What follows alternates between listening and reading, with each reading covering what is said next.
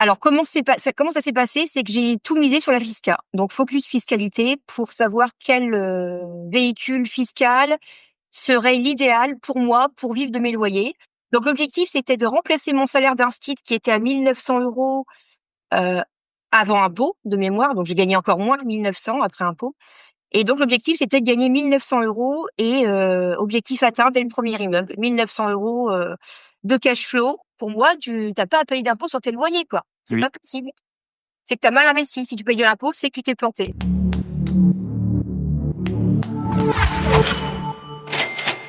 Et bonjour à tous et bienvenue dans un nouvel épisode de Bye Bye Patron. Et aujourd'hui, vous l'avez entendu, on est accompagné de Christelle Félix, spécialiste en fiscalité en nom propre. Et elle va nous expliquer comment elle a pu dire Bye Bye Patron tout en maîtrisant justement sa fiscalité pour pouvoir vivre pleinement de ses loyers et puis sa stratégie tout simplement pour vivre de l'immobilier. Avant de démarrer, déjà, j'espère que vous êtes bien jaloux. Je suis sous le soleil de Floride. Voilà, à bien profiter. Mais je pense à vous, donc vous avez un épisode quoi qu'il arrive. Donc malgré que je sois à plus de, je sais pas, 7 ou 8 000 kilomètres probablement de là où vous écoutez, ça dépend bien sûr où vous écoutez, il y a des auditeurs partout dans le monde. Deux, trois petits points que je voulais vous raconter. Premier point, j'avais souscrit une assurance location courte durée, spécialement pour la casse. Et là, on va l'activer. Donc, j'ai souscrit en décembre. Et là, on a eu un lit cassé. Donc, on va voir comment ça va fonctionner. Je vous ferai un petit débrief. Ensuite, comme toujours, des dingueries. Il y a un locataire qui depuis quelques mois, m'explique qu'en fait, son ex-copine, alors que moi j'avais loué avec un premier locataire, ça j'avais loué à un locataire homme, et il m'explique maintenant que son ex-copine va reprendre le bail, alors que moi, j'ai pas signé du tout avec cette femme, et bien sûr, c'était même pas un bail pour un couple.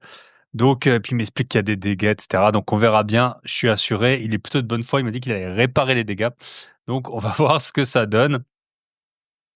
Et heureusement que j'ai une équipe, qui est réactive pour, la location courte durée parce que quand le lit a été cassé, il y avait une réservation le jour même. Donc voilà, on verra ce que ça donne. Sinon, pour, les autres projets, on a aussi un locataire qui s'est désisté, qui avait dit qu'il allait prendre l'appartement, qui avait tout, déposé ses papiers et finalement il l'a pas fait. C'est pas, on en trouvera d'autres, hein, c'est pas trop alarmant, mais bien sûr, comme toujours, c'est comme avec la banque, tant que c'est pas signé, que vous avez pas encaissé, le dépôt de garantie et puis le premier mois de loyer au prorata, vous n'avez rien et puis sinon, les dizaines d'autres locataires, ça se passe plutôt bien. Voilà, pour l'IMO, c'est tout ce que j'avais à vous raconter. Pour les membres de l'Académie des gros billets, donc si vous ne le savez pas encore, vous pouvez rentrer dans l'Académie des gros billets. Vous avez accès à plein de contenus et notamment toutes mes formations sur base d'un abonnement. Vous pouvez arrêter quand vous voulez. Et j'ai fait un gros épisode sur les nouvelles fonctionnalités des intelligences artificielles et justement sur la fiscalité. Donc c'est un peu le sujet là qu'on va traiter avec Christelle. Alors en plus, j'ai traité tout ce qui est SCI via les nouvelles fonctionnalités d'intelligence artificielle qui viennent de sortir. Et vraiment, c'est une masterclass. Et en fait, l'intelligence artificielle, je vous le dis, je vous le redis, là, on atteint des niveaux, franchement, c'est vraiment, par exemple, la fiscalité, ça fait plus que 10 ans que j'investis en immobilier et en gros, maintenant, en 15 minutes, on arrive à avoir 80%, 90% des connaissances de quelqu'un qui investit depuis 10 ans. Donc, c'est vraiment impressionnant. Donc, je vous ai fait un débrief là-dessus. Aussi, si vous le savez pas, tiens, parce qu'on n'a pas parlé encore, quand j'ai enregistré l'épisode avec Christelle, je crois pas qu'on en ait parlé. J'ai fait les calculs pour ceux qui ont pas suivi. Donc maintenant, les amortissements vont être réintégrés quand vous êtes en loueur meublé non professionnel. Et en fait, le calcul, il est vite fait. Et moi, au départ, je l'avais pas fait. En fait, quand on loue en meublé, on amortit à peu près 3% du bien par an, grosso modo. Donc, si vous avez acheté 100 000, vous amortissez 3 000. Et en fait, ces amortissements vont être réintégrés. Donc, et ils vont être taxés à 36,2, qui est le taux d'imposition pour l'instant sur les plus-values. Donc, 19% d'impôt sur le revenu et 17,2 de CSG, CRDS. Donc, en fait, c'est simple. C'est globalement donc 3% qu'on amortit fois 36%, on va dire un tiers. Donc un tiers de 3%, 1%. Donc en fait, la fiscalité qui vient de se rajouter comme ça en loose day, c'est tout simplement 1% par an. Vous avez bien entendu, 1% par an du prix de votre bien. Donc si c'est un bien que vous avez acheté à 100 000 euros, bah, c'est 1 000 euros, 83 euros par mois. Si c'est un bien à 200 000 euros, eh ben c'est 100, plus de 150 euros. Et si bah, vous avez des patrimoines en LMP, enfin pas en LMP, mais en LMNP, bah, des patrimoines à hauteur de 300, 400, 500 000 euros, bah là, voilà, 500 000, ça fait 500 euros par mois. Alors on les paiera que à la fin. Enfin, 500 000, ça fait 5 000 par an, donc 400, je sais pas, 420 euros par mois. Donc on les paiera qu'à la fin. Donc pour l'instant, on se dirait c'est pas. Je trouve qu'il n'y a pas eu trop de réactions par rapport à ça, mais parce que je pense que les personnes n'ont pas fait les calculs. Donc voilà, 1% du bien en impôt. Je vous rappelle juste frais de notaire, environ 7%. Du prix du bien, taxe foncière, maintenant on est à 1%, hein, très souvent, si c'est pas plus. Donc voilà, CFE, n'oubliez pas la CFE. Voilà, donc tout ça pour vous dire que bah, les impôts, ils font que augmenter. Et là, c'est quand même violent. Franchement, 1% du prix du bien par an, c'est violent. Voilà, donc vous pouvez rejoindre l'Académie des gros billets, vous avez accès à tout. Sinon, ben, je suis en phase de refonte de ma formation sur comment négocier un bien immobilier. Donc, vous pouvez nous rejoindre dès à présent. Le prix augmentera quand la formation sera terminée. Donc, pour l'instant, vous avez accès à l'ancienne version. Elle est tout à fait d'application. J'ai sorti, bien sûr, des mises à jour depuis que je l'avais publié pour la première fois. Mais là, je vais tout refaire. En tout cas, si vous voulez la rejoindre, donc vous allez sur mon site grosbillets.com. Donc, soit vous avez en gros, en vert, rejoindre l'Académie des gros billets, soit vous allez en haut à gauche, formation à prix canon, et vous avez la formation sur la négociation. J'ai fait économiser vraiment des dizaines de millions d'euros aux personnes qui ont bah, écouté mes conseils de négociation. Voilà, je vous garde pas plus longtemps. Moi, je sais pas, au moment où vous écouterez cet épisode, je serai peut-être en train de faire du kayak avec des dauphins ou de l'hydroglisseur avec des alligators. Mais voilà, je vous souhaite plein d'apprendre plein de conseils de Christelle, qui est une personne très brillante dans son domaine. Et bah, on se retrouve de l'autre côté de suite avec Christelle.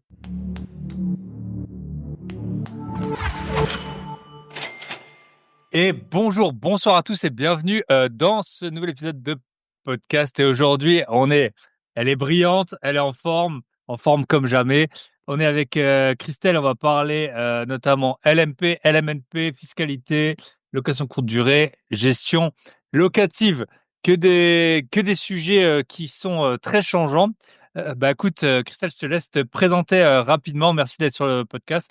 Et pour commencer, je demande, vu que le podcast s'appelle Bye Bye Patron, tu peux nous dire bah, qu'est-ce que tu fais aujourd'hui et puis quel a été ton parcours. Généralement, je demande un job ingrat qu'on a pu faire, un stage ou voilà, dans son ancienne vie avant d'être investisseur. Qu'est-ce que tu faisais? Eh bien, bonjour à tous et bonjour à toutes. Je m'appelle Christelle Félix. J'étais prof des écoles avant d'investir dans l'immobilier. J'ai donc quitté, pardon, grâce à l'investissement locatif, j'ai quitté le salariat. Je suis aujourd'hui formatrice, donc investisseuse. J'ai créé 4 immeubles de rapport à partir de maisons. Donc j'ai 23 locataires là que je gère avec mon conjoint. Et quel métier ingrat j'aurais pu faire dans le passé? Alors j'ai fait beaucoup de petits boulots. J'ai changé régulièrement de métier aussi. Mais mon premier job, ça a été à 15 ans et c'était la cueillette de framboises. Donc j'ai ramassé des framboises payées au kilo. J'en mangeais la moitié, donc bah forcément oui, c'était pas très rentable. J'y allais à vélo, c'était à la campagne et voilà. Ensuite j'ai été nounou, j'ai été serveuse, mais ce premier job était très ingrat, ouais, ouais. Yes. Ok. Et ça pousse en Bretagne, les framboises, du coup. Et oui, c'était sur Grand-Champ, près de Vannes. Ok, Vannes, voilà. Colpo, je crois que c'était sur Colpo. Ouais. ok. Trop bien. Et ça fait combien de temps que tu as quitté le ministère de l'Éducation nationale? Le ministère, eh bien, ça fait 10 ans déjà. 2014, non 2015 pardon. 2014, c'était la petite graine qui a semé, qui a commencé à germer dans ma tête.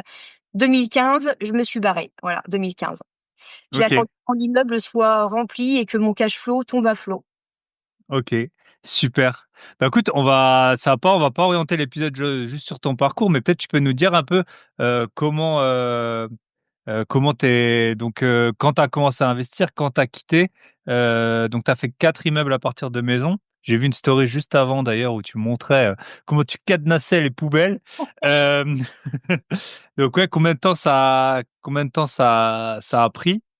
Oui, alors ce Tu me disais. premier projet, donc je cherchais. Alors pourquoi j'ai choisi de commencer directement dans le dur par un immeuble, puisque j'ai été propriétaire en copro, c'était un gouffre financier.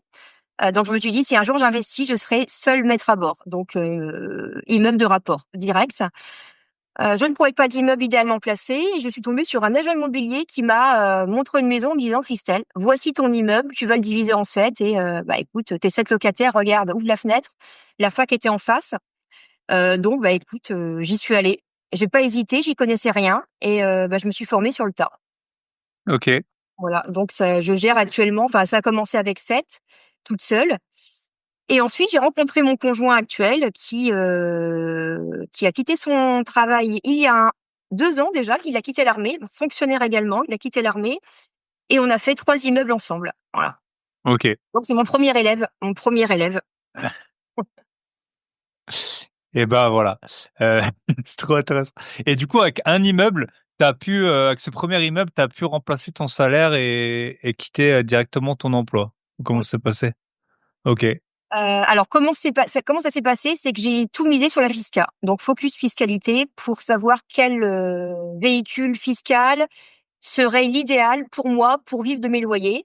Alors je vais peut-être choquer beaucoup de tes auditeurs, mais ce n'est pas la société à l'IS, ça n'est pas un montage holding qui m'a fait quitter le salariat et qui me fait vivre de mes loyers.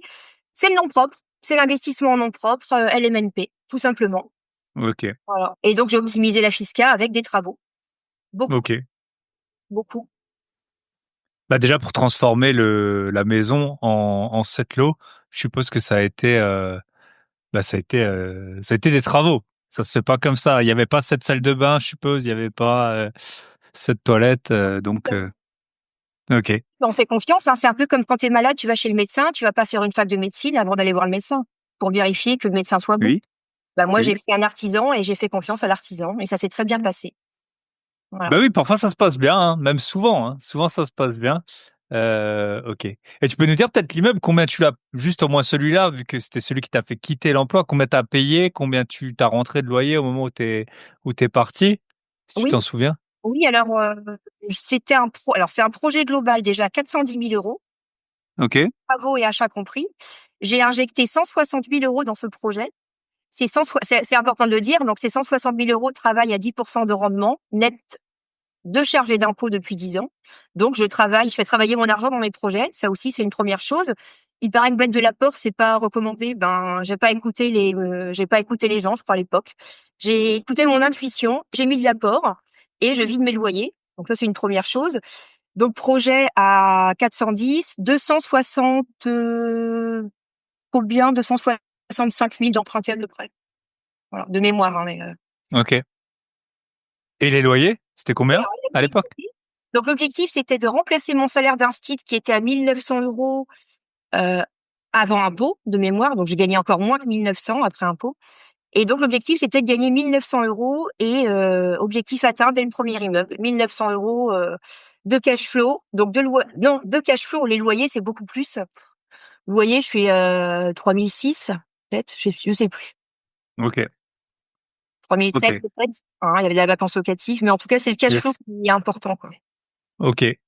Trop intéressant. Et après, les gens, Et peut-être, ah ouais, de toute façon, les gens pourront peut-être faire le calcul. C'est un projet à 410 000 hmm, qui tourne à 10% net de charges et d'impôts. ok. Donc voilà, c'est un petit calcul. Bah, ils chercheront Bah oui. comment calculer les loyers quand on... Normalement, si vous êtes allé jusqu'au CM2, ça devrait aller, hein. Ça devrait aller. Surtout si vous avez eu Christelle comme professeur des écoles à l'époque. Ok, top. Et du coup, avec 260 000, tu devais avoir dans les 1 300 € de remboursement environ. Bah, t'es pas mal, hein. Je suis à 1 270. C'est pas mal. Voilà. Et Donc, oui. il y a 10 ans, c'était beaucoup plus enfin, c'était plus facile d'aller chercher du gros cash flow. Aujourd'hui, c'est divisé par deux. Voilà, à cause des nouveaux taux d'intérêt, quelqu'un qui voudrait faire le même projet que moi, et ben il peut se dire qu'il va falloir qu'il aille chercher 2 fois plus. Hmm. Encore, il baisse. Il baisse depuis quelques temps. Donc voilà. Tout est Donc, et tu, expliqué.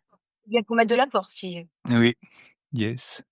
Et peut-être tu peux nous dire, avant qu'on attaque sur les projets précis, enfin sur les thèmes précis, vu que c'est une bonne question qu'on a souvent, on parle un peu de la phase d'achat, mais là, donc ça fait 10 ans maintenant que tu as cet immeuble.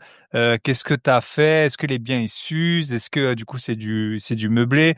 Les meubles, un peu ton expérience sur tout ça, à quel point tu l'entretiens, peut-être la part de ton cash flow que tu consacres à justement à faire que cet immeuble il soit toujours qui donne toujours envie et puis que voilà à quel point ça s'use, parce que 10 ans c'est pas si souvent qu'on a quelqu'un qui a 10 ans en plus 7 lots, donc qui a t'as l'expérience en tout cas dessus quoi.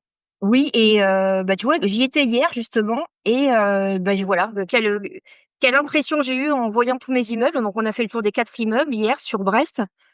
Eh bien, ils sont superbes, ils fonctionnent, enfin, c'est hallucinant. C'est un peu comme dans une famille, j'ai pas d'enfants, mais je pense que si tu mets les règles dès le début de fonctionnement avec tes enfants, eh bien, tout se passe très bien. Tu as pas besoin de crier, de gérer, c'est fluide parce que dès le début, je te dirais j'ai rien lâché. J'ai rien lâché dès le début et je continue à rien lâcher et donc voilà. Tout a été fait propre, neuf, dès le départ, donc on n'a pas eu de soucis de gestion locative, de réparation. Mais j'avais pas passé les parkings en enrobé. Donc je galérais régulièrement à désherber mes parkings. Il y a 2 ans, on a tout passé en enrobé, donc bah ça recule l'impôt, hein, forcément sur les 4 immeubles et donc j'ai pas fait des travaux, de gros travaux donc pendant les 10 ans, sauf là, tu vois, juste avant Mmh. d'arriver à 10 ans là, bah voilà, j'ai remis un petit coup de collier pour l'enrober. Ça, c'est pour moi, pour me faciliter la vie aussi, je pense à la revente. Et j'ai aussi changé. Alors, pourquoi est-ce que j'ai refait des travaux que c'était pas prévu? Pour améliorer mes DPE. Puisque au tout début, il y a 10 ans, il y avait pas de souci DPE, c'était open bar, hein, c'est ce qu'on voulait. Aujourd'hui, l'État, va interdire les locations en 2034 pour les biens qui ne sont pas en D. Donc j'anticipe 2034 puisque j'ai quelques apparts qui étaient en E. Donc j'ai, changé les chauffages, les portes d'entrée des immeubles. Qu'est-ce que j'ai fait d'autre? Les ballons, je passe sur du ballon plat. Et j'arrive à passer en D maintenant. Tous nos biens sont en D. OK. C'est aussi pour ça, voilà. Et les meubles? Les OK, meubles tu alors les là, aucun souci, j'ai rien changé. Ce que je fais, c'est que j'améliore juste pour rester dans le haut du panier, pouvoir être, dans la concurrence quand les gens cherchent des logements, quand les étudiants cherchent, donc pour créer le coup de cœur, je fais de la décoration type Airbnb dans mes locations à l'année. Donc je dis OK. maintenant et puis comme on a d'autres biens, j'ai plus de moyens. Donc comme j'ai plus de moyens que quand j'ai commencé, eh bien je le donne à mes locataires. Ils me font vivre. Je leur fais un retour en améliorant à chaque fois. À chaque fois qu'il y a un départ de locataire, je change un petit coussin, je rajoute des petits éléments de déco, voilà. Donc c'est, OK. Tu réinvestis une partie du cash flow. ouais, mais pas beaucoup, hein. C'est pas énorme. OK. Super intéressant. Bah écoute, on peut, qu'est-ce qu'on fait? Bah gestion locative, du coup, on peut parler de ça et après on fera LMP, LMNP et aussi location courte durée. Gestion locative, peut-être tu peux nous dire, donc tu as 23 locataires, c'est principalement des étudiants ou tu as un peu de tout? Oui, c'est ça. Alors le mas ma alors donc quand on commence, il faut, définir sa cible, de locataire, son locataire idéal. Mon locataire idéal, c'était l'étudiant et j'adore bosser avec les jeunes. Donc je ne fais que de l'étudiant, donc c'est, hyper strict, hein, lorsque je passe une annonce, du coup, bah, non, c'est strict, mais c'est hyper optimisé puisque je ne cherche que des étudiants avec des parents qui sont cautions. Je ne prends pas la garantie visale. Je choisis maintenant jusqu'aux études. Je prends des locaux. Tant qu'à faire, autant prendre des Bretons. Donc si j'ai le choix, voilà, pour les visites, c'est plus simple. Je peux rencontrer les parents, c'est plus facile puisque si les parents ne se présentent pas à la visite, je ne pourrai pas juger, je ne pourrai pas louer. Donc il faut que je rencontre les parents et l'étudiant. Voilà, donc c'est, location aussi au feeling. Une fois que le critère du salaire est rentré, 3 fois minimum le salaire, je vais pas chercher celui qui gagne le plus. C'est pas le parent ingénieur qui va être le locataire idéal. Ce sera celui qui m'aura fait la bonne impression, qui a les mêmes valeurs que moi, une éthique, des valeurs, une morale, du savoir-vivre, du savoir-être. OK. Et c'est vrai que le critère, alors il y a deux cas hein, que j'ai déjà entendu. J'ai déjà entendu notamment pour les colocations qu'il y a des personnes qui prennent que des personnes qui sont pas locales pour pas justement qu'elle ramène trop d'amis d'enfance et tout chez elle. Mais c'est vrai que moi, j'ai perdu plusieurs fois des locataires rapidement qui se plaisaient pas. Une fois, j'avais un appartement en Moselle, par exemple, et je pense que c'était une Guadeloupéenne. Et elle a pas supporté le climat. Elle me l'a dit, j'ai trop froid, je pars à Marseille. Donc, et ça m'est arrivé 2 ou 3 fois où des personnes qui sont des étudiants même qui sont rentrés chez dans leur ville d'origine parce que, soit les études se passaient pas bien ou soit, mal du pays, mal de la région. Donc, en tout cas, c'est vrai que si c'est des locaux, c'est plus simple pour les visites et pour voir les parents aussi, forcément. Alors du coup, tu vois, ils rentrent chez eux tous les week-ends, ils rentrent les vacances également. Donc les biens ne sont pas du tout usés. Enfin, c'est hallucinant. Là, en Mmh. 10 ans, je te dis que le mobilier, tu me parlais du mobilier, il n'a pas été changé. Si là, j'ai changé les canapés alors ils sont pas du tout abîmés, mais je voulais changer le matelas et pour augmenter l'épaisseur du matelas, il a fallu que je change tous mes canapés. Voilà, j'ai pas pu changer l'épaisseur. Voilà, mauvais Les choix. canapés liés. Ouais, mauvais choix dès le départ, on va dire. J'étais sur du 11 centimètres d'épaisseur. Maintenant, je vais sur du 20 centimètres d'épaisseur, couchage hyper qualitatif, hein. Vraiment, on lésine pas sur la qualité pour ces locataires qui nous font vivre. Yes. Donnant Et votre- combien tu payes les canapés lits, là? Ça a beaucoup augmenté, hein. Enfin, moi, j'ai vu, en tout cas, ça a beaucoup augmenté. Eh bien, on est chez Inside 75, donc il y a un showroom sur Paris. On a fait l'aller-retour en train de Bretagne pour aller choisir le canapé, les tissus, la taille des accoudoirs, la couleur. C'est livré au pied de l'immeuble, ça peut même être livré dans les appartements. C'est démontable, donc on peut aller dans les combles avec ces canapés-là, c'est top. Et on pourra changer le matelas à l'avenir. OK, Et donc c'est 1100 à peu près, 1100, 1200 le canapé. OK. Mais toi, tu fais du powerlifting, non? Donc toi, tu peux lever les Powerlifting? Ah oui! ou de l'haltérophilie, ouais. Tu peux lever les. Non, non, je ne lève pas, non, non, non, non. Tu lèves pas tu portes pas les canapés. Porte pas les canapés. Non, OK. non. Mais c'est intéressant ce que tu disais sur les locataires, le choix des locataires, tu vois? Puisque maintenant, en fait, alors au tout début, puisque je suis près de la fac de médecine, je voulais des étudiants sérieux, travailleurs, bosseurs. Et puis je voulais faire médecine aussi, donc je vis mon rêve à travers mes étudiants. Je voulais faire voilà quand j'étais jeune. J'avais pas assez confiance en moi, donc j'ai pas fait médecine, j'ai fait un stit. Voilà, que veux-tu? Mais j'ai beaucoup plus confiance en moi maintenant que depuis que j'investis, je te dirais, hein. Mmh. Je vais quand même pas aller faire médecine, mais du coup, je ne prends plus de médecine puisque si je prends les 23 locataires en médecine, il y a beaucoup d'échecs. Et j'ai eu beaucoup, beaucoup de départs au début, en décembre, janvier. Des abandons de médecine, soit parce que les enfants se retrouvent seuls, sans les parents et sans les frères et sœurs, et ne supportent pas la solitude. Même s'ils sont brillants, il y a le côté psychologique qui fait Mmh. qu'ils sont en échec. Puis ils travaillent beaucoup, hein. C'est dur, hein, Ouais, psychologiquement c'est très les. dur, c'est très dur. Donc j'ai eu beaucoup de départs, beaucoup de turnover et oui, oui, c'est hyper chronophage si on fait 23 locations que de médecine. Donc maintenant je mixte, voilà. Je fais des OK. BTS, école d'ingénieur. Voilà, ce que je préfère dire aux gens, ne choisissez pas la même cible d'études. Mmh. Enfin, Ouais, si c'est intéressant. Mais moi, je me souviens quand j'étais étudiant à Strasbourg, il y avait à peu près 1700 étudiants en médecine pour 250 postes en deuxième année, enfin 250 places. Donc c'est sûr que si tu en prends ça, t'en as 5 sur 6 qui partent. Et puis là, on est 15 ans après, il y a toujours pas de médecin en France. Soi-disant, ils ont changé le numerus clausus. Mais ouais, donc je te dirais l'idée, si les gens veulent louer des étudiants, choisissez des études genre école d'infirmière, euh, école d'ingénieur.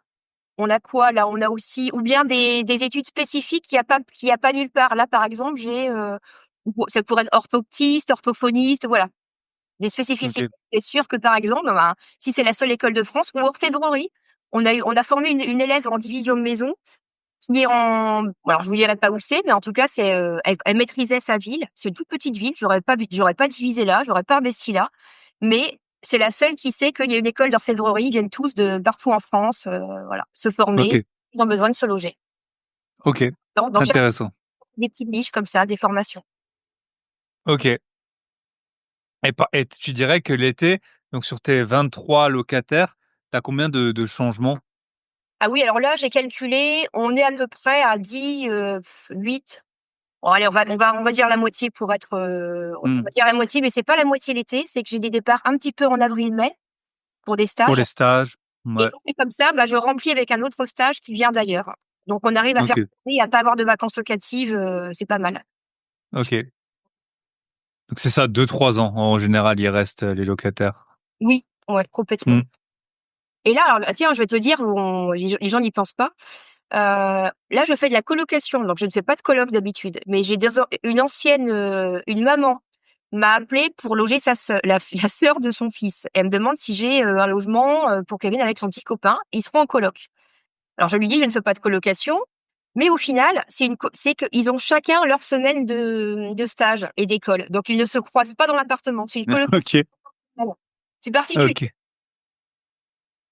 Trop bien. Ok. Pour les divorces, faudrait faire ça aussi. Enfin. Yes. Ok. Trop bien. Écoute, on peut parler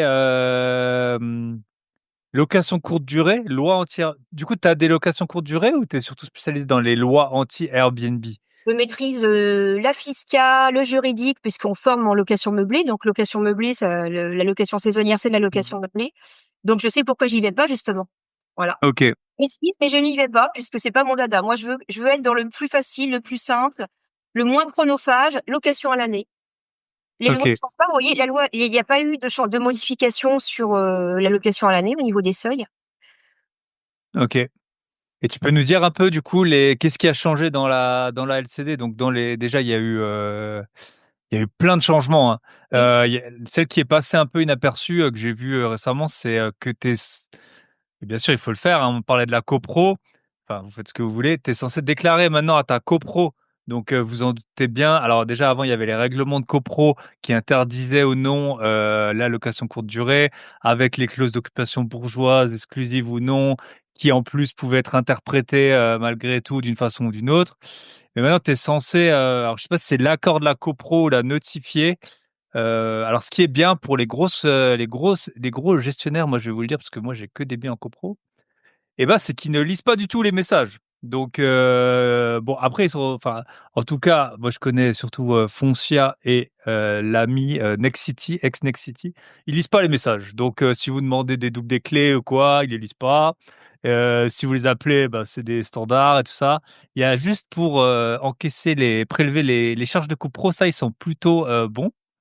c'est Mais en vrai. tout cas, voilà, ça c'est une nouvelle, un nouveau bâton dans les roues de la LCD qui a été mise. Et, euh, et pour vous dire, on a un membre qu'on accompagne qui a eu une demande de réservation Airbnb de son syndic pour lui dire qu'il devait, alors c'était pas du tout une réservation, c'était pour le notifier qu'il devait maintenant notifier à la copro. Donc ça c'est une des lois parmi les à peu près 100 lois qui ont dû sortir en 2 ans. Enfin je sais pas, 100 Ouais, peut-être que c'est bien. j'exagère, mais ça a fait que changer.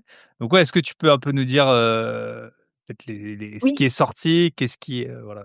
Alors déjà, il y a des personnes qui ne sont même pas au courant qu'on est assujetti à l'URSSAF lorsqu'on dépasse 23 000 euros de chiffre d'affaires, charges comprises, hein, charges locataires, en location meublée, en nom propre. Donc déjà ça, ça c'est hallucinant parce que c'est depuis 2018 que le code de la Sécu a été modifié. Ils avaient déjà besoin de fric en 2018, tu vois. Mmh. Et donc déjà là, ils font la chasse aux locations saisonnières. L'URSSAF chasse les locations saisonnières, donc les gens qui étaient pas au courant vont l'être, hein, ça c'est clair. C'est une première chose. Et puis là, ça continue. On continue à taper sur la LCD. Donc le seuil du micro a changé. Donc tous les gens qui étaient en LCD non classé, maintenant les gens qui sont en LCD non classé vont pouvoir aller jusqu'à 15 000 euros seulement de chiffre d'affaires. Et Donc un studio globalement. ils Un auront 30% d'abattement. Donc en fait, on s'aligne sur le micro foncier. Voilà. La LCD non classée s'aligne sur le micro foncier, c'est une première chose. Donc déjà, c'est pas compliqué. Il faut se faire classer pour aller chercher un abattement de 50% jusqu'à 77 700 de chiffre d'affaires. Donc, classez vos LCD pour au moins aller chercher 50%. Donc là, on s'aligne sur le micro BIC de la location à l'année. Voilà. Les LCD classés s'alignent sur les locations à l'année. Voilà, 50% d'abattement, 77 700 de plafond. Sachant que le plafond change tous les 3 ans. Donc, soyez à l'affût, hein, ça va monter, ça monte régulièrement tous les 3 ans. Donc voilà. Donc on rabote la niche Mmh. fiscale de la location saisonnière. qui avant avait un abattement de dingue, hein, en classé. C'était 70%, je pense. Hein. Ouais, 71, attends, 71 et on allait à Ouais. 128 700, le dingue. Ok. Donc voilà. Ouais. Moi, donc on est limité. Donc ça veut dire que tous les gens qui gagnaient plus que qui vont gagner plus que 77 700 ne pourront pas être au micro et il faudra qu'ils se mettent au réel. Ok. Par exemple. Ensuite, oui, tu disais au niveau administratif, donc déclaration et enregistrement en mairie obligatoire. DPE entre A et E obligatoire, puisque tu sais que le DPE, ah non, on disait que le DPE n'était pas appliqué pour les LCD. Bah si, hein, l'État revient dessus. Donc maintenant, la loi du DPE s'applique aussi aux LCD. Donc on pourra pas louer de logement insalubre en LCD. C'est niette. Changement d'usage obligatoire en mairie. Et, comme tu disais, autorisation de la copro obligatoire. Donc, si on doit, imagine que les mairies demandent un changement d'usage. Enfin non, le changement d'usage pourrait être attribué pour une durée limitée. 1 an, 2 ans ou 3 ans. Ça, j'en sais rien. C'est les mairies qui vont décider de ça. Mais imagine que si tous les 2 ans, tu dois aller recontacter la mairie pour avoir un accord pour louer en location saisonnière, ça veut dire que tous les 2 ans, ton projet, il est bancal. Enfin, quand tu fais un projet, tu sais pas si ça va être pérenne. J'en sais rien.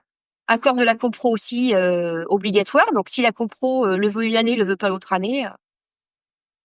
La LCD, je trouve ça compliqué, quoi. Pour se dire, je vais vivre de mes loyers, je quitte mon boulot, je vis de la location saisonnière. Ouais. Ça, c'est mon. Ouais. Plus toutes les grandes villes qui limitent énormément. Les villes de c'est 200 ou 250 000 habitants hein, qui demandent. Non, toutes les villes peuvent demander. Ah. Il y a même plus de règles. Et maintenant toutes les villes peuvent demander. En plus les numéros. Donc voilà, on sait quel est l'objectif du législateur. En tout cas, plus la TVA qui arrive. Là, ouais, la TVA sur les locations courte durée, mais de très court séjour. Donc, il faut faire de la courte durée, mais longue durée. Donc, la courte durée supérieure à une semaine pour pas être assujetti à TVA. Oui, c'est chaud, hein, la LCD. C'est chaud. Yes. Donc, on va se professionnaliser, quoi. Je dirais, si on est professionnel, on le fait en société à l'IS, on n'a pas d'URSSAF. Déjà, c'est déjà un moindre mal. Et puis, si on optimise, et si on sait optimiser ses bilans avec beaucoup, beaucoup de travaux, du coup, il y aura pas beaucoup d'URSSAF s'il y a un bilan à 0. Ouais. Mais bon, à LCD, on gagne beaucoup d'argent, donc le bilan, il arrive vite en positif aussi, hein. C'est ça. Pas évident d'optimiser les bilans. Et si vous faites les travaux vous-même aussi, parce qu'il y a beaucoup de gens qui font les travaux eux-mêmes, c'est pareil. Vous avez la fiscalité qui tombe plus vite. Après, il y a une partie fiscale qui est quand même globalement, parce que la plupart des investisseurs sont quand même au réel, donc qui est, je trouve, encore gérable. Et après, il y a tout l'administratif où pour moi c'est vraiment l'enfer. Et ça commence par la copro, parce que faut pas se leurrer, les gens ils détestent que vous enrichissiez sur leur dos. Ils pensent que la LCD ça va créer des nuisances, ce qui peut être le cas à mon avis dans les gros logements. Mais par contre, moi si dans ma copro il y a des LCD. Moi, je sais que ça va pas être le locataire chiant, parce qu'il peut y avoir un locataire chiant. Donc ça, n'hésitez pas, hein, quand vous discutez avec la copro, à dire, à avancer cet argument, hein, que vous allez peut-être, si la location courte durée n'est pas acceptée, faire preuve de, comment on va dire, de bonne volonté, aider des gens dans le besoin, par exemple, des personnes qui ont des maladies mentales, voilà, des personnes, des choses comme ça. Ça peut peut-être les pousser à accepter votre demande. En tout cas, bon, chacun aura ses arguments. OK, donc ça, c'est tout ce qui est, la location, courte durée et De sans rebondir fiscalité. juste sur ce que tu dis, c'est vrai que tu dis que c'est chaud la LCD en copro, donc c'est justement pour cette raison qu'il faut être en monopropriété. Il faut avoir son propre immeuble de rapport pour pouvoir faire de la LCD si on a envie d'en faire de la coloc si on a envie d'en faire. Enfin, on fait ce qu'on veut. On fait ce qu'on veut dans son immeuble de rapport. Moi, je ne fais pas d'LCD puisque je ne veux pas nuire à mes locataires étudiants. C'est encore autre chose. Yes. Voilà. Après, le point que je pourrais ajouter, c'est que souvent la location courte durée, on en fait quand on a peu de moyens, quand on démarre, parce que, c'est un peu le meilleur moyen, surtout si on est dans des villes, chères, heu, d'avoir du cash flow ou au moins d'être à l'équilibre, hein, même dans certaines villes. Donc, on peut juste acheter un 30 ou 35 mètres carrés et pas un immeuble de 4-5 lots. Donc, et en général, plus on multiplie les lots, moins on fait de location courte durée on voit, c'est très chronophage, hein, mine de rien, en plus de toutes ces problématiques. Bah ouais, c'est vrai que si on enlève alors si on fait au réel, admettons qu'on ait un CA, voilà, on a 100 000 euros de CA, et ben on a eu des investisseurs qui sont venus, hein. Il y avait 100 000 euros de CA sur du Airbnb. Il restait pas grand chose au final à cause de l'URSSAF. Au bout du bout, il restait peut-être 20 000 balles à se partager, quoi. Donc c'est pas rentable, hein. Si on sait pas qu'il y a des URSSAF en nom propre, c'est catastrophique. Il y avait les frais Airbnb, la conciergerie et l'URSSAF, bah tout le monde se gave, hein. Et toi, tu prends ce qui reste. La taxe foncière et la taxe d'habitation que maintenant on vous met. Il y a même des communes qui mettent la taxe d'habitation sur les SCI.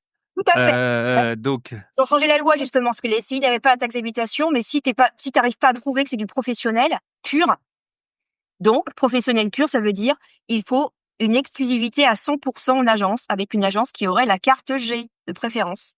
Et là, bah, on montre ça aux impôts, on leur dit, regardez, je n'ai pas la jouissance de mon bien. Donc, je ne dois pas de taxe d'habitation sur logement vacant.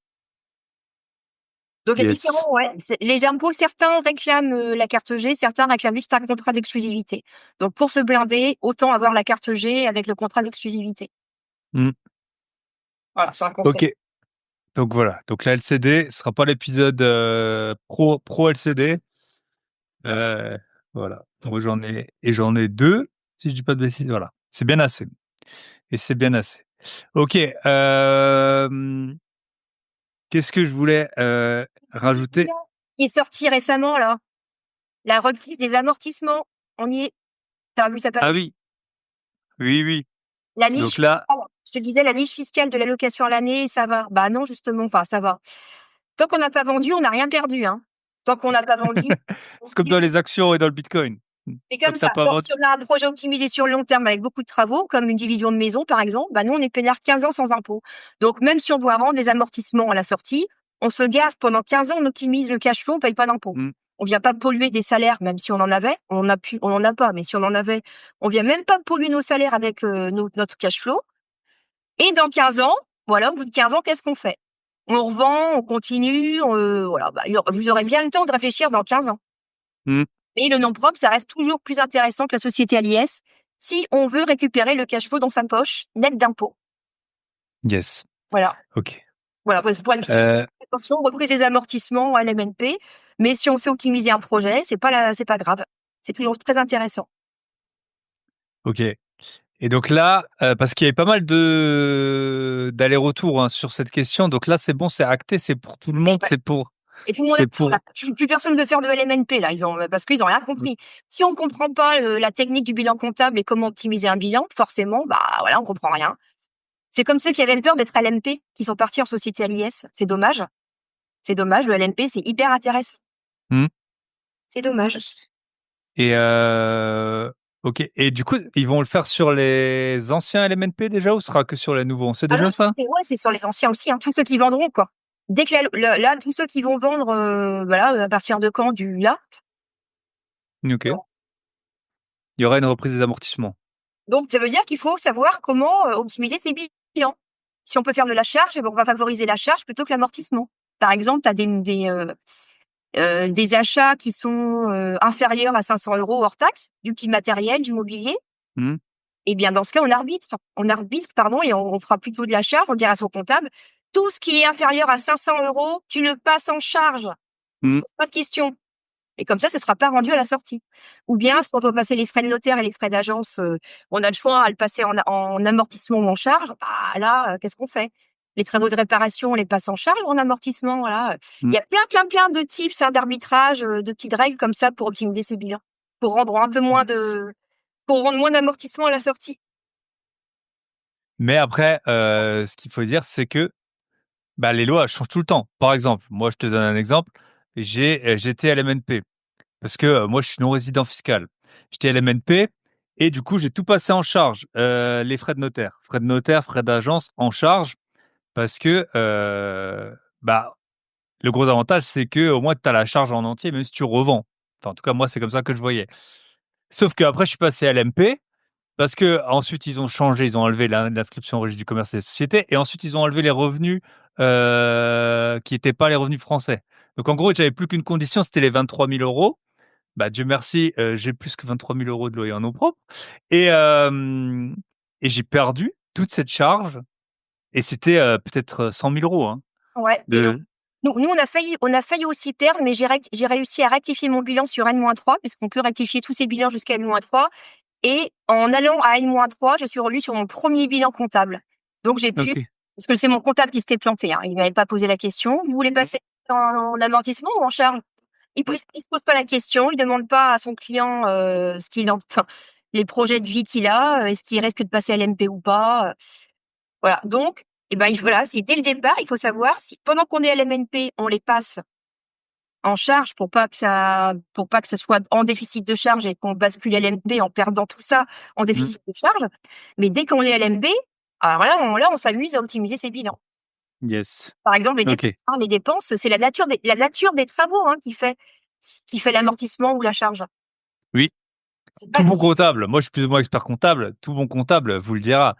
C'est pas parce que, parce que ça c'est pas coûte parce que c'est cher que c'est voilà. parce que c'est cher. Et c'est aussi au regard du CA, donc ça dépend aussi du chiffre d'affaires. Mmh.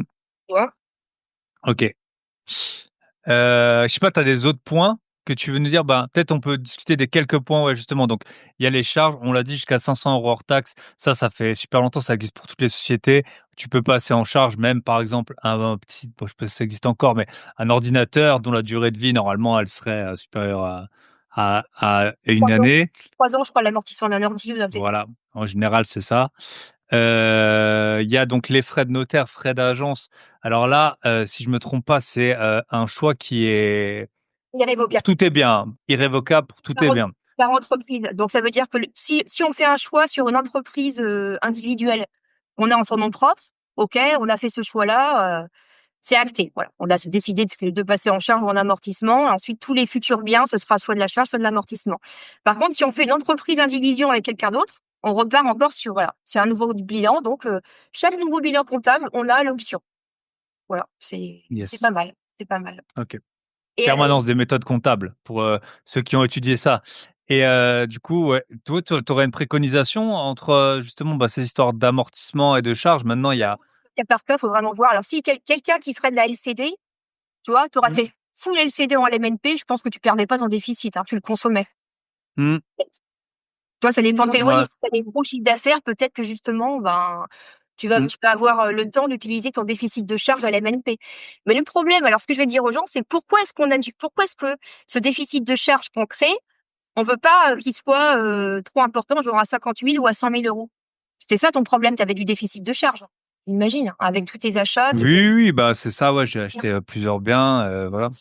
Eh bien, pourquoi? Parce que justement le bilan comptable, il a une technique qui est différent en LMNP et en LMP qu'en société à l'IS. En société à l'IS, c'est un fourre-tout. On a les loyers et on déduit toutes les charges. Allez, il y a même, on se pose pas de questions, le comptable, il prend le resto, les nuits d'hôtel, les formations, tout ce qu'on fait. Ça passe en charge. Ensuite, il passe les amortissements. En location meublée, c'est différent. À cause de l'article 39C du Code général des impôts, il y a des charges qui ne sont pas prioritaires, qui sont pas prioritaires et qui passeront après les amortissements. Donc, on a les loyers, les charges de l'année liées au bien. On met de côté toutes les petites charges qui sont pas liées. Ça, c'est l'article 39C. Donc, les frais de comptable, les frais de CGA, l'URSSAF, l'hôtel, enfin tout. Il y a beaucoup de charges qui sont pas forcément liées au bien. Donc, on les met de côté. On passe d'abord les amortissements. Et s'il reste encore des loyers à effacer après avoir passé tous les amortissements de l'année, là, on va taper dans cette petite charge-là. C'est pour ça que on crée beaucoup de déficits de charges, encore aujourd'hui en LMP, hein. On tape pas dans tous nos amortissements et on crée encore du déficit de charges à cause de l'article 39C. Mais en LMP, l'avantage, c'est que tous les déficits de charges basculent en réduction des revenus globaux. Donc, on va effacer les revenus globaux. On pourrait faire du revenu foncier en LMP. On effacera nos revenus fonciers avec le déficit de charges LMP. Donc, on peut s'amuser en nom propre de dingue. On peut vraiment hyper optimiser le nom propre, hein. Ouais. Ouais, c'est ça c'est un peu peut-être tout le monde, comprend pas ça, mais je pense que historiquement, tu pouvais faire ça avec le LMNP. Je pense que historique Enfin, je veux dire, les comptables maîtrisent pas du tout le 39C, hein. ouais. Attention. Mmh. Ouais. Donc en tout cas, quand on est en LMNP, eh ben, votre LMNP ne vous fera jamais payer moins d'impôts sur votre salaire, globalement. Non, c'est Alors ça. que quand on est en LMP, si vous êtes en déficit, ça peut s'imputer sur vos revenus, heu, si vous êtes résident fiscal français et que vous avez cette joie. Ok. Le déficit, on peut le créer comme on veut.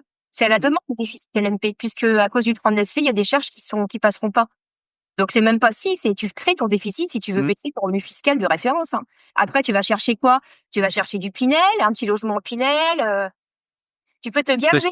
Tu peux aussi te gaver en cash flow, mais être malheureusement face aux banquiers ou à l'État, un cassos entre guillemets. Tu vois ce que je veux dire? Oui. Bah ouais, c'est ça. Ouais, Quand tu mets la fisca, tu peux t'amuser. Yes. Ok. Et j'avais une question que j'ai. Et du coup, toi, t'es LMP, forcément, vu que oui, je sais là. Ah oui, je voulais aussi dire attention. Le LMP, c'est à chacun d'aller s'affilier. Hein. C'est comme pour la LCD, l'URSSAF. C'est pas automatique, voilà. C'est pas comme du BNC ou d'autres professions où quand on s'inscrit sur l'INPI, on est directement. Enfin, je crois qu'on n'a pas le choix. On met le pied dans l'URSSAF direct, hein, en BNC. Eh bien, en BIC, qu'elles sont meublées, non. Ça, c'est la niche fiscale. On n'est pas à l'URSSAF tant qu'on n'y va pas, quoi, quelque part. On est obligé d'y aller, mais on voit bien qu'il y a plein de gens qui sont obligés, mais qui n'y vont pas et qui se font retoquer derrière, quoi. Mais il faut faire attention, il faut vraiment faire la démarche d'y aller tout seul, quoi. C'est pour ça qu'il y a beaucoup de gens, malheureusement, qui l'ont pas respecté, mais ils ne le savaient pas. Et oui. Surtout quand les lois changent tous les 2 mois. Ok. Et j'ai une question pour toi. Moi, j'ai un avis, mais tu vois, le LMP. Donc, en gros, le LMP, un des avantages, c'est l'exonération de la plus-value quand tes loyers ils dépassent pas un certain seuil, ou alors s'ils sont dans une fourchette. Et après 5 ans de détention. Et en gros, beaucoup de gens sont passés LMP il y a 2-3 ans, si je dis pas de bêtises. Donc, moi, mon avis, je l'annonce aujourd'hui en 2025, c'est que cette exemption va sauter dès lors qu'un seul député va voir ça, il va se dire non, mais c'est parce qu'en fait, ça s'aligne. C'est pas un régime qui est propre au LMP. En fait, c'était un régime qui a été, vu qu'on t'a professionnalisé, c'est le régime des entreprises individuelles qui s'applique. Est-ce que selon toi, cette exonération va tenir? Alors là, c'est Madame Irma, hein. Mais est-ce que tu penses que, tu vois, cette exonération de plus-value va continuer dans le futur? Parce que beaucoup de gens sont concernés. Les seuils sont assez hauts, hein. C'est de l'ordre de 80 000 euros de loyer, si je dis pas de bêtises, entre 80. 000 euros de CA sur les 2 derniers bilans. C'est une moyenne. En fait, c'est 5 bilans. C'est pas 5 ans de détention, il faut avoir 5 bilans LMP. Donc, on peut avoir du LMNP, du LMP, du LMNP, parce qu'en fait, puisque ça dépend des revenus de foyer fiscal. Donc, si on gagne beaucoup, on pourrait rebasculer LMNP. Enfin, voilà. Donc, ça, c'est une première chose. Alors, j'ai fouillé, hein, sur le LMP. J'ai fouillé, il y a quelques années quand j'ai dû y passer. Eh bien, sache que le seuil, avant, c'était 268 euros, je crois, d'abattement. C'était pas 90 000. Donc, ils ont déjà raboté le LMP et je pense qu'ils vont le raboter comme ça. Ils vont juste baisser les seuils, mais ils vont pas supprimer le LMP. Ils ont besoin de gens qui cotisent à l'URSSAF. Ils ont besoin. Oui. L'URSSAF a besoin d'argent. Donc, le LCD, ça cotise, ils sont contents. Les LMP, ils cotisent, ils sont contents. Donc là, moi, je suis pas inquiète. Oui, la niche, quand tout le monde finit, quand il y aura beaucoup d'investisseurs qui iront en LMP, comme ce qui s'est passé en LMNP, puisque le LMNP, c'était open bar, hein, jusqu'à ce que tous les vendeurs de rêves et de formations arrêtent pas d'en parler et voilà, sur les réseaux sociaux. C'est eux qui ont cassé la niche. Hein. Donc la niche, elle disparaîtra quand il y aura des vendeurs de formation LMP. Ouais. Je ne veux rien en ligne. Moi, je ne fais que de l'individuel. Donc de toute façon, je vais pas casser le marché, je vais pas casser le truc. Hein. Oui. C'est pas moi qui vais casser ça.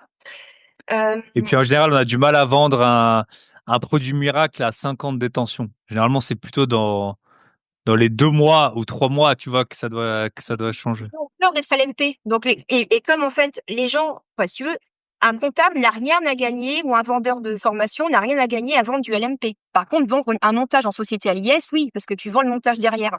Donc c'est pour ça qu'ils vendent tous des sociétés à l'IS. Ils veulent tous que les gens aillent à l'IS. J'ai compris là actuellement. Là, je vois que c'est la fin. C'est la fin. Reprise des amortissements à l'MNP.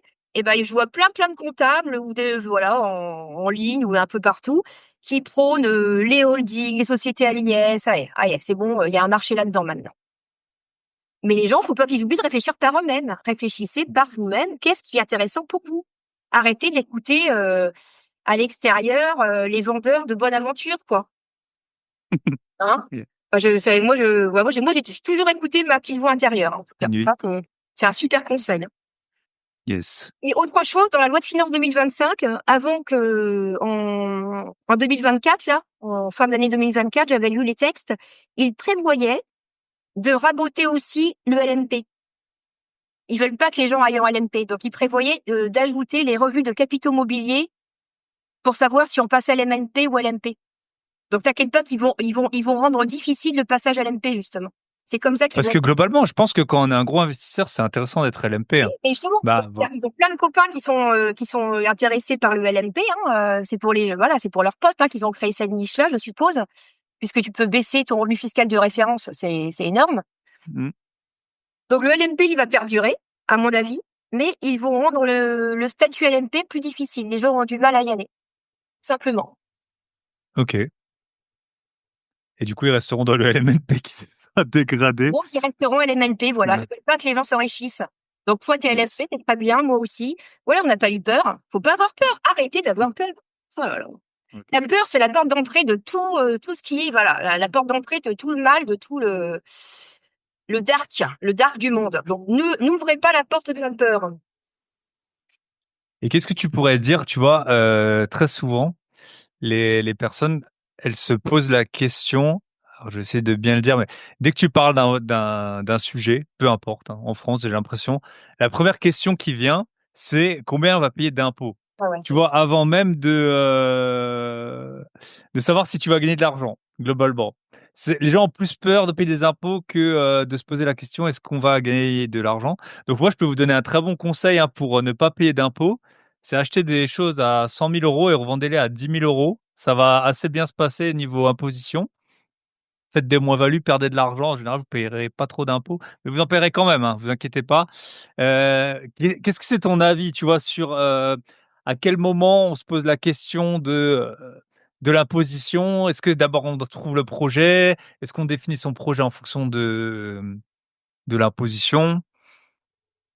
Eh bien, Tu vois? moi, voilà, enfin, comment est-ce que j'ai choisi mon investissement? Voilà. L'objectif, c'était clair, je voulais 1900 balles par mois. Je voulais 1900 euros, pardon.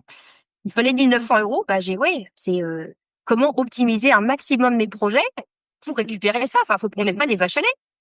Donc, Mmh. non, moi, je ne suis pas contente de payer de l'impôt. Non, il y a des gens qui sont contents. Ouais, on est contents, on a des écoles, on a des routes. Ouais, enfin, ça va, je paye ma TVA, je paye la TVA sur les travaux, je paye ma taxe foncière, la TVA au quotidien même. Hein. Je crois qu'on participe largement à la société, plus que ceux qui payent des impôts même. Hein. Plus. Oui, bah Les artisans que tu fais bosser, je peux dire que tu lâches. Hein. Tu les fais travailler, eux, ils payent des impôts derrière. Donc indirectement, je paye des impôts à travers mes artisans, si tu veux. oui. Voilà. Mais non, Plus, en fait, faut le dire qu'en France, contrairement à ce que peut-être l'image qu'on a, énormément des taxes, elles sont pas sur vos revenus. Elles vont être sur la TVA, elles vont être sur la taxe foncière, des trucs qui sont fixes en fait. Sur la taxe foncière, maintenant il y a les malus sur les voitures, il y a sur l'essence, en fait l'impôt sur le revenu est assez faible au final et c'est maintenant de plus en plus la propriété, en tout cas j'ai l'impression, qui va être taxée parce que les les gens ils ont plus d'argent. Donc on va taxer sur ce qui reste. bah, tu vois, pour la petite histoire, tu sais, le HCSF, là, qui veut plus que les Français s'enrichissent, là. Maintenant, au-delà de 35%, c'est mort. Et ben, nous, c'était open bar. On n'arrêtait pas d'investir. Les projets sont rentables. On nous prête, on nous prête, on nous prête. Là, hop, ça a bloqué. Ils ont fermé les robinets. Donc, on nous prête plus, hein. Par contre, là, je fais toc-toc à la banque. On me prête tout ce que je veux en crédit conso. Mmh. M'enrichir pour du passif, dépenser pour, des fringues, du marketing, de la bagnole, tout ce que tu veux. Ouais, j'ai le droit, je peux. Mmh. Donc voilà, l'idéologie de l'État, c'est qu'il faut s'enrichir que pour dépenser, pour consommer, mais pas pour s'enrichir. On nous autorise pas à Emprunter, emprunter ouais. pour nous enrichir. Emprunter pour claquer. Voilà, c'est ça. C'est ça. OK. OK. Trop intéressant. Et OK, donc toi, tu as choisi comme ça, tu t'es dit: «Je veux 1 900 €». Voilà, Le moyen le moins cher, c'était en LMNP. Bah, voilà, déjà, faut dire exactement. aussi, en société, tu payes les frais de société, les frais de comptable. Après, il y a des avantages, hein. Moi, j'ai des biens en société, Oui, la plupart. les gabiers en nom propre, tu peux aller en société, ouais. Voilà, c'est ça. tu peux faire du nu. Mine de rien, le nu, Et lui, c'est pas mal. Moi, le revenu le foncier, c'est pas mal du tout. Et il y a de quoi faire là. Je pense qu'il y a pas mal de biens à retaper. yes. Ah si, il y a un petit truc qu'on peut dire aux gens quand même. S'ils n'ont jamais été propriétaires de leur résidence principale, ou s'ils n'ont pas été propriétaires de leur résidence principale, les 4 années précédentes aujourd'hui, voilà. S'il y a pendant ça fait 4 ans qu'ils n'ont pas d'RP, eh bien, ils peuvent s'acheter une résidence secondaire, la retaper, faire un petit coup de marchand de biens. Sans faire du marchand de biens, on peut s'entraîner. Moi, c'est ce que j'ai envie de faire là. Voilà, une petite résidence secondaire, puisque j'ai pas de résidence principale. Eh bien, voilà, je la retape, je la revends. Chez le notaire, je dis, je réinjecte la totalité de la vente dans l'achat d'une résidence principale.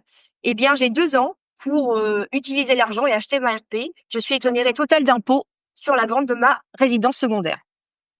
Yes. Voilà, c'est des petits coups à faire. C'est dommage, voilà, profitez quoi. Profitez si vous êtes locataire. Et si vous êtes locataire et que vous n'avez pas de résidence principale, vous pouvez aussi trouver un amoureux qui vous comblera ou une amoureuse, aller habiter chez elle et épargner énormément d'argent. Ok. Et le dernier point peut-être dont on peut parler, c'est justement, on a parlé de la revente. Tu vois, tu parlais de la société avec les charges. En gros, quand tu es à l'SCI, tout va dans la même poche. Et aussi, quand tu es en SCI, bah, une plus-value ou des loyers, en fait, c'est pareil, c'est la même. T'as pas des différentes classes d'imposition, contrairement contrairement aux noms propres, où tes loyers vont pas être imposés de la même façon que les plus-values. Je sais pas si tu suis. Ouais, mais les loyers en nom propre, t'es pas imposé sur tes. Enfin, le but, c'est ce que je te fais. Enfin, c'est ça en fait. Oui, le but c'est de faire du déficit. Le but, Voilà. non, faut pas être con, faut investir intelligemment, faut se former, mais avec les bonnes personnes. Hein, faut pas, voilà. Malheureusement, ben, c'est un peu la cour des miracles. Hein, voilà, moi, je dis ce que je pense. Hein, je suis cash. Trier le bon grain de livret, c'est pas évident pour un débutant. Je sais bien, je le sais. Bah, c'est comme ça. Hein, c'est comme ça. On apprend de ses erreurs. Vous irez vous former après avec des gens plus compétents, hein, ceux qui sont plantés. Mais on n'investit pas dans un bien clé en main refait à neuf. Quoi. Ça, c'est mort. Ça, c'est niette. Si on veut faire un projet, on achète un bien pourri, on fait des travaux et on optimise sa fiscalité. Voilà, on va reculer l'impôt. On n'a pas envie d'aller polluer ses salaires.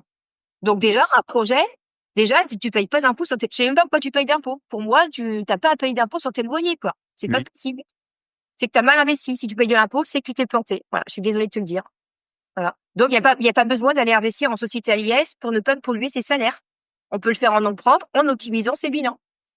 Parce que ceux qui vont à l'IS uniquement pour pas polluer leur salaire, c'est qu'ils n'ont pas optimisé leur. Déjà, ils savent pas qu'il faut faire des travaux. Enfin, je sais pas.